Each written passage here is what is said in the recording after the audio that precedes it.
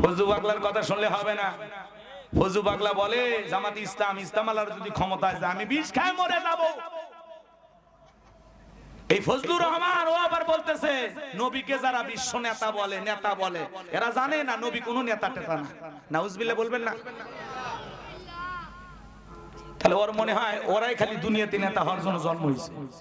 তোমার মতো আধা পাগল মানুষ যদি নেতা হতে পারে, আর পৃথিবীর সেরা মানুষ মুহাম্মদ রাসূলুল্লাহ সাল্লাল্লাহু আলাইহি সাল্লাম নেতা ছিলেন না কি ছিলেন? নামাজে পড়তেছেন দরুদ আল্লাহুম্মা, কথা বলেন সাল্লি আলা সাইয়্যিদানা মুহাম্মদ। সাইয়্যিদানা মানে কি? কথা কয় না, কথা কয় না। আমার নবী নেতা না? না, 10 বছর রাসূল মদিনা রাষ্ট্র পরিচালনা করলেন আল্লাহর পাঠানো সংবিধান দিয়া। রাসূলের রেখে যাওয়া আদর্শ খেলাফত এই পৃথিবীর জমিনে বাস্তবায়ন করলেন সাহাবা ইকরাম। কথা বলেন হযরত আবু বকর, ওমর, ওসমান, আলী। হ্যাঁ, আর এরা বলে রাসূল নাকি নেতাই না। কথা বলেন এই ফজলুর রহমানের তার মার সব ছিঁড়ে গেছে। এই কথা বলেন না কেন? এই জন্য বলতেছি ভাষা সংযত ভাষায় কথা বলো। আমার নবীকে নেতা মানো না এই কথা বলা যাবে না। আমার রাসূল নেতা ছিল না এই কথা বলতে দেওয়া হবে না। আমার নবী পৃথিবীর সেরা নেতা, তোমার নেতা আমার নেতা। আমার নবীকে নেতা মানো না, তুমি মানুষের কাতারেই পড়ো না। এই কথা কন না কে? এর পুরো তার ছিঁড়ে গেছে। ও বলতেছে আমি বিষ খেয়ে মরে যাব।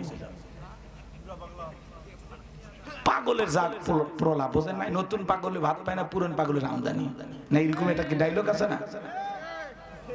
পুরান পাগল ভাত পায় না, নতুন পাগলের আমদানি। কি নিজে কয় ও নিজেও জানে না। এই ধরনের ফজু পাগলাদের জায়গা আগামীতে সংসদে হবে না। নিজের আসনটা ঠিক থাকবে কিনা ওইটা আগে দেখো। আমার নবী নেতা না? না, কত বড় ভণ্ড চিন্তা করে। আমার ভাইয়েরা, নবীকে অকাট্য ভাষায় গালিগালাজ করেছিল ওয়ালিদ বিন মুগীরা। আল্লাহ আয়াত নাযিল করে বলেন উতুল্লিম বাদা যালিকা জানিম। নবী গো, এই ওয়ালিদ বিন মুগীরা হলো পিতৃ পরিচয়হীন যার সন্তান, এর জন্মের ঠিক নাই। কথা কয় ওয়ালিদ বিন মুগীরার মায়ের নাম ছিল ঝরনা। যায় বলে মা করবি না কোনো তালবাহানা। নবী মুহাম্মদ সাল্লাল্লাহু আলাইহি সাল্লাম আমাকে বলেছেন উতুল্লিম বাদা যালিকা জানিম, আমি নাকি পিতৃ পরিচয়হীন যার সন্তান, আমার নাকি জন্মের ঠিক নাই। ওয়ালিদ বিন মুগীরার মা বলতেছে বাবারে বাবা, আমারও বয়স হয়ে গেছে, যা বলবো সত্য বলবো, মিথ্যা বলবো না। আর মনে মনে ভাবতেছে এই গোপন তত্ত্ব নবী জানলো কেমনে? নবী তো জানতেন না, নবীকে জানিয়ে দিয়েছেন তিনি কে। ওয়ালিদ বিন মুগীরার মা বলতেছে বাবারে, তোর বাবা ব্যবসা বাণিজ্যের কাজে এতটাই ব্যস্ত থাকতো, তোর বাবা ব্যবসা সেনে টাকা সেনে, তোর মায়ের মন বোঝে না, সে যে কেন আসে না, কিছু ভালো লাগে না, এবার আসুক তারে আমি মজা দেখাবো। কথা কানা, কথা কানা। কিছু ভাইরা যখন বিদেশে যায়, এলাকার কিছু দুষ্ট দেবর আছে, সুযোগ পাইলে ভাবির দরজা যার স্লোগান দেয়, ভাবি ভাইয়া তোমার বর আমি যে দেবর, ভেবে দেখো ভাবি কার কত দাবি। ভাই গেছে মালয়েশিয়ায়, আমরা তো দেশে আসি। সুযোগ পাইলে মাঝে মাঝে বলে ভাবি আপনার যে চেহারা দেখে মনে হয় না যে আপনি 2 বাচ্চার মা। কথা কন না কেন? কি ডায়লগ দিয়ে দিয়েছে মডার্ন ভাবি, খুশি হয়ে গেছে। কথা বলেন।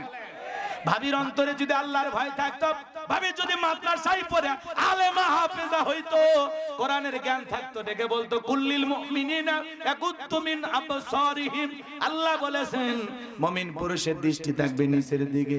আমাকে দেখার অধিকার তোর ভাইয়ের আছে, তোর জন্য আমাকে দেখা জায়েজ নাই, দূর হয়ে যা দেবর। কথা বলেন। মা বোন যারা শুনতেছেন, মা 2টা পুরুষ হইলে 2 কিলোমিটার দূরে থাকবেন, একটা দেবর আর একটা দুলা ভাই। হাদিসের ভাষায় এদেরকে মৃত্যু তুল্য বলা হয়েছে। এরা হলো বিষাক্ত সাপের চাইতেও ভয়ঙ্কর। আজকে অধিকাংশ পরিবারে শান্তি নাই, অশান্তির মূল কারণ হলো ঘরের ভিতরে ইসলাম নাই, পর্দা নাই। ছোট ভাইয়ের বউক বড় ভাই দেখছে, বড় ভাইয়ের বউক ছোট ভাই দেখছে, শালি দুলে ভাই দেখছে, দুলে ভাই শালি দেখছে, মানে মিলে মিশে একাকার। কথা কর। আর শয়তান আশা করে দিয়েছে আমাদের শান্তি পুরে সারকা শালিক না দুলে ভাই উঠাও দেবরক না দুলে দেবরক না ভাবি উঠাও মাঝে মাঝে শোনা যায় ভাগিনের সাথে মামির খবর নেই চাচিও নাকি ভাতিজা নিয়ে পালায় এই কথা কয় ঘরে কি নাই পর্দা নাই ঘরে ইসলাম নাই আচ্ছা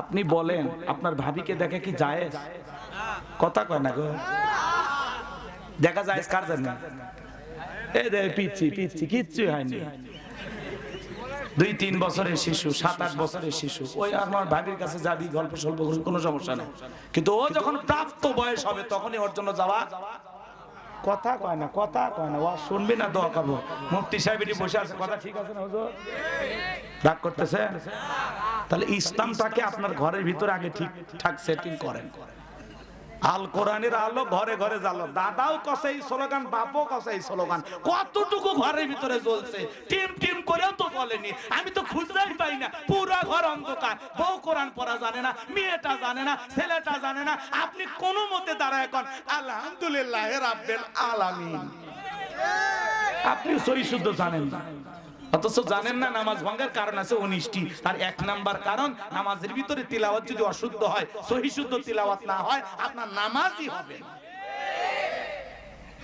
আর আপনি হুজুরের ভুল ধরে বিরাট বড় মুফতি হয় করতেছেন কথা কন নাকি আপনারা যাক দোয়ার দিকে যায় কষ্ট পাচ্ছেন আপনারা আমি কি একটু বলবো আজকে সমাজ বাজান ধ্বংস করার মূল যে অস্ত্র তার নাম হলো মোবাইল এই মোবাইলের ওজন কম কিন্তু মোবাইলের মাধ্যমে পাপের ওজনটা অনেক বেশি কথা বলে ঠিক কি না আজকে তরুণী যুবক যুবতীরা একা একা ঘরের ভিতরে দরজা জানালা লাগায়া মোবাইল কম্বলের ভিতরে ঢুকে ল্যাপের ভিতরে ঢুকে সেই ভিডিও কথা কন দেশে মোবাইল আইছে চিঠি বন্ধ হইয়াছে দিওয়ানা বানাইছে পোলা মাইয়ার মনের কথা হাসে বাতাসে ও দেখো পোলা পানের মন বাদা ফেসবুকে এখন মোবাইলে চ্যাটিং কইরা কাটায় সারাক্ষণ এই মোবাইল পাইয়া দেখো মদনের মাইয়া এই মোবাইল পাইয়া দেখো মদনের মাইয়া